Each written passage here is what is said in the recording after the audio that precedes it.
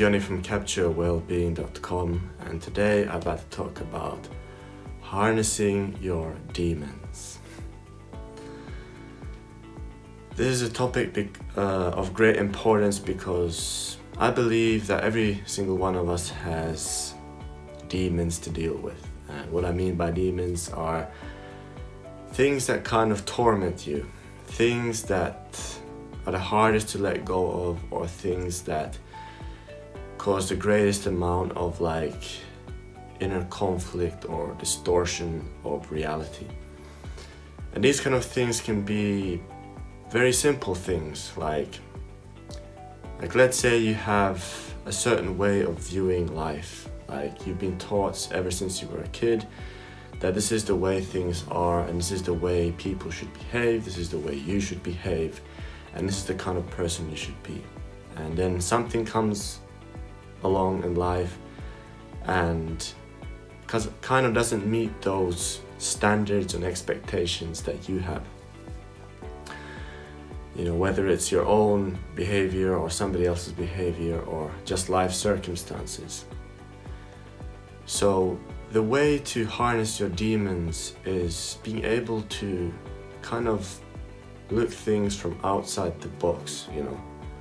Because if you're looking at those things that kind of cause struggle in you, or conflict, or frustration, or any kind of reactive, unconscious, behavior, as long as you're in the box looking at those things, you're still caught in the drama of it, or in the reactivity of it. So the best thing is to do is to look at that same situation from a more objective, outside the box viewpoint, And it's very healthy for everybody to just look at their life circumstances by not being so in it, taking yourself out of it for a bit and just looking at it with a more kind of neutral lens. And just, look at it really examine those things that are triggering you. Examine those things that, oh yeah, I'm feeling like this, I'm believing this. What is the root cause of all that, triggering? What are the inner beliefs and rules that you carry within yourself that are causing that? And maybe it's time to just look at those same situations and apply common sense. Just apply common sense. Do I need to feel this way in this situation?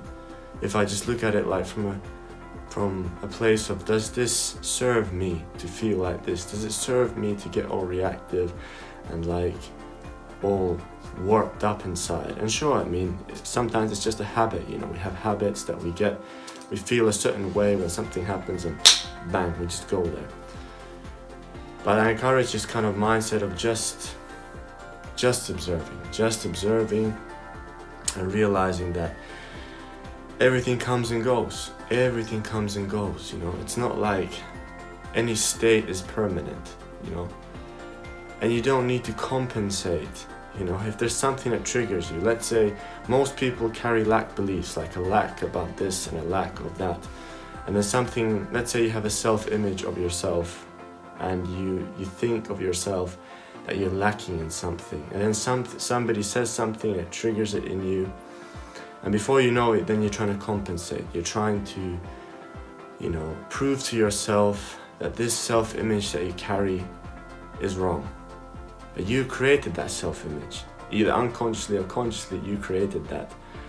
And if you think of yourself in that way, trying to prove it wrong is not really going to work, because you believe it. On some level, you believe it, So you have to ask yourself, why do I believe this about myself? Or about the situation, or about what somebody else did? Why do I assign this kind of meaning to that? Because, sure, we're all kind of brainwashed by society or whatever our, upbringing was like, and etc. But there's a chance to kind of remove yourself from that little box, be in a more spacious place of being and looking at those things that bother you, why do they bother you? Why do they cause so much feelings in you, and then step by step those reactions become less and less, And usually, yeah, it is a process. You know, you can't just jump from one kind of like reality completely into the next. I mean, you can, but it's more rare. You know, the most common experience is that I believe is that, you know, it takes a bit of practice to just learn how to observe those things that trigger you, examining those beliefs and those, you know, meanings that you assign to those things, and then step by step just putting a bit of common sense into those, you know, views that you have, and just thinking, who am I giving authority?